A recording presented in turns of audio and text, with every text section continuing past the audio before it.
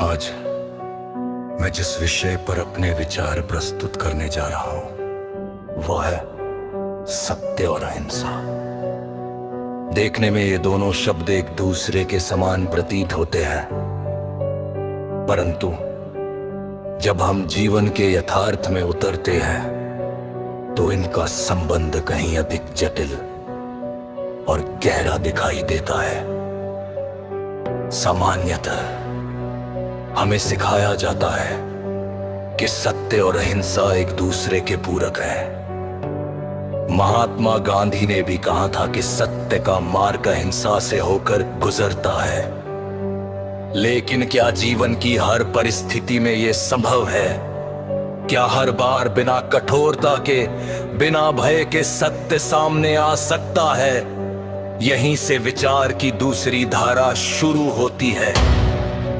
वास्तविकता यह है कि कई बार हिंसा नहीं बल्कि हिंसा का भय सत्य को उजागर करता है। यदि समाज में कानून का डर न हो, दंड का भय न हो, तो क्या अपराध रुक जाएंगे? क्या अत्याचार करने वाला स्वयं सत्य स्वीकार कर लेगा? अक्सर उत्तर होता है नहीं।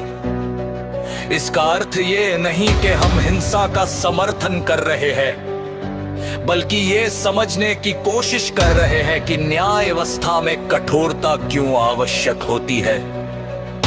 महाभारत इसका एक सशक्त उदाहरण है। जब अर्जुन युद्ध भूमि में अपने ही संबंधियों को देखकर शस्त्र उठाने से हिचकिचाने लगे, तब भगवान श्री कृष्ण ने उन्हें समझाया। उन्होंने कहा, यह हिंसा नहीं है अर्जुन, यह धर्म की स्थापना के लिए किया गया कर्म है। अधर्म के विनाश के बिना धर्म का उदय संभव नहीं। यहां श्री कृष्ण ने स्पष्ट किया कि हर हिंसा पाप नहीं होती। जब अन्याय, अत्याचार और धर्म समाज पर हावी हो जाए, तब उसे रोकने के लिए कठोर कदम उठाना भी धर्म का ही एक रूप बन जाता है।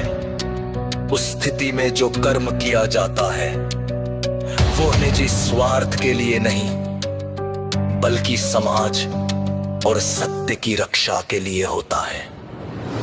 दूसरे शब्दों में कहें तो कई बार डर से ही सत्य उत्पन्न होता है। कानून का डर, सजा का डर और सामाजिक दंड का भय, ये सभी व्यवस्था को संतुलन में रखते हैं। अगर यह डर ना हो तो झूठ, अत्याचार और अराजकता खुलेआम फैलने लगे। लेकिन इसका यह अर्थ भी नहीं कि हमें हिंसा को जीवन का सिद्धांत बना लेना चाहिए। आदर्श स्थिति वही है जहां सत्य बिना डर के स्वीकार किया जाए। परंतु जब समाज उस स्तर तक नहीं पहुंच पाता, तब कानून और कठोरता सत्य के रक्षक बनते हैं। अंत में मैं यही कहना चाहूंगा कि अहिंसा आदर्श है, सत्य लक्ष्य है और धर्म मार्गदर्शक।